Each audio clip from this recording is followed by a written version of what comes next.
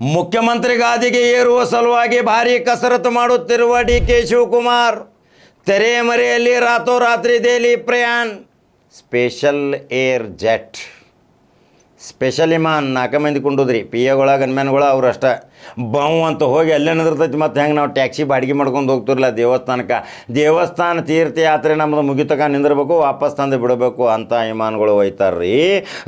ರಾತ್ರಿ ಹೊಂಟಾವ, ರಾತ್ರಿ ಬರಾಕತ್ತಾವ. ಅಂದ್ರೆ ಗುಪ್ತ ಏನು ನಡೆದೈತಿ? ಡಿ.ಕೆ. ಶಿವಕುಮಾರ್ ತೆರೆಮರೆಯಲ್ಲಿ ಕಸರತ್ತು ನಡೆಸಿ ರಾಹುಲ್ ಗಾಂಧಿ ಮತ್ತು ಪ್ರಿಯಾಂಕಾ ವಾಡ್ರಾ ಮಲ್ಲಿಕಾರ್ಜುನ್ ಖರ್ಗೆ ಮನಸ್ಸು ಒಲಿಸಿ ಜೀವನದಾಗ ಇದ ಸಲ ನಾ ಮುಖ್ಯಮಂತ್ರಿ ಆಗಬೇಕು, ಮುಂದೆ ಆಗೋದಿಲ್ಲ ಅನ್ನೋ ಮನೋಭಾವನೆ ಇಟ್ಟುಕೊಂಡು 28ರಲ್ಲಿ ಭವಿಷ್ಯ ಇಲ್ಲ, ಈಗ ಏನಾದರೂ ಆದ್ರೆ 1 ವರ್ಷ ಆಗುತ್ತೇನೆ, ಮಾಜಿ ಮುಖ್ಯಮಂತ್ರಿ ಆಗುತ್ತೇನೆ ಅಂತೇಳಿ ಒಳಗಿಂದ ಒಳಗೆ ಕಸರತ್ತು ಮಾಡಕತ್ತಾರ. ಆದರೆ ಸಿದ್ದರಾಮಯ್ಯ ನಾನೇ 5 ವರ್ಷ ಮುಖ್ಯಮಂತ್ರಿ ಟಗರು ಗುಡುಗಿದ ನೋಡಿದರ ಯಾರು ಅಳಿಗಾಡೋಕೆ ಸಾಧ್ಯ ಇಲ್ಲ. ಈಗ ಮತ್ತೆ ಬಿಗ್ ಟಾನಿಕ್ ಸಿಕ್ಕೈತಿ.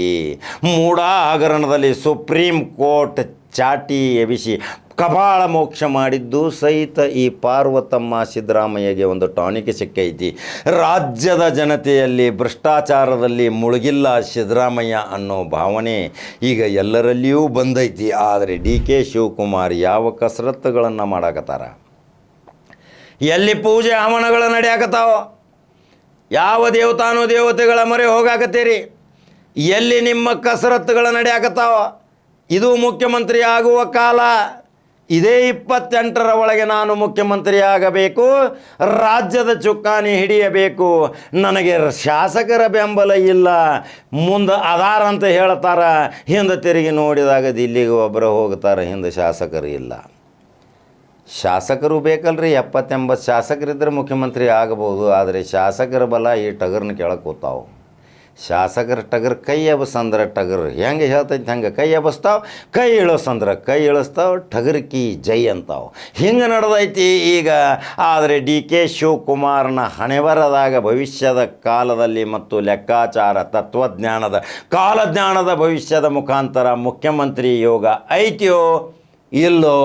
ಇದು ರಾಜ್ಯದ ಮಹಾಜನತೆ ನನ್ನ ಕಮೆಂಟ್ ಬಾಕ್ಸ್ನಾಗ ಅನಿಸಿಕೆಗಳನ್ನ ಹಾಕಬೇಕು. ಈಗ KPCC ಅಧ್ಯಕ್ಷ ಸ್ಥಾನಕ್ಕೂ ಸಹಿತ ಲಾಬಿ ನಡೆದೈತಿ. ಅದನ್ನು ಬಿಟ್ಟು ಕೊಡಲೇಬೇಕು. ಬಿಟ್ಟು ಕೊಟ್ರಂದರೆ 28ಕ್ಕೆ ಯಾರು ಈಗ KPCC ಅಧ್ಯಕ್ಷರಾಗ್ತಾರ ಅವರು ಮುಖ್ಯಮಂತ್ರಿ ಆಗತಾರ. ಅದು ಬೆಳಗಾವಿ ಜಿಲ್ಲೆಯ ಒಬ್ಬ ನಾಯಕ ಮುಖ್ಯಮಂತ್ರಿ ಆಗ್ತಾನಂತೇಳಿ ಹಲವಾರು ಬಾರಿ ಹೇಳಿದ್ದೀನಿ. ಏನು ಮತ್ತೊಮ್ಮೆ ಹೇಳೋದು ಅವಶ್ಯಕತೆ ಇಲ್ಲ. ತಿಳಿದವರದಿರಿ, ತಿಳಿದು ತಿಳಿಯಲ್ಲದವನಿಗೆ ಬ್ರಹ್ಮ ತಿಳಿಸಲಾರ ಅಂಥೇಳಿ ಉಗಾದೆ ಮಾತಿನೊಂದಿಗೆ ಡಿ.ಕೆ. ಶಿವಕುಮಾರ್ ಮುಖ್ಯಮಂತ್ರಿ ಆಗ್ತಾನೋ ಇಲ್ಲೋ ಅನ್ನೋದು ನನ್ನ ಅನಿಸಿಕೆ ಭಾಗದಾಗ ಹಾಕಿರಿ. ಮತ್ತೊಂದು ಕಡಕ ಜವಾರಿ ಸುದ್ದಿ ಹೋಗಿ ಬರ್ತೀನಿ. ಯೂಟ್ಯೂಬ್ದಾಗ ಫಾಲೋ ಮಾಡಿರಿ, ಬಟನ್ ಹೊಡ್ರಿ, ಸಬ್ಸ್ಕ್ರೈಬ್ ಆಗಿರಿ. ಮತ್ತೊಂದು ಸುದ್ದಿ ಹೋಗಿ ಬರ್ತೀನಿ. ನಮಸ್ಕಾರ.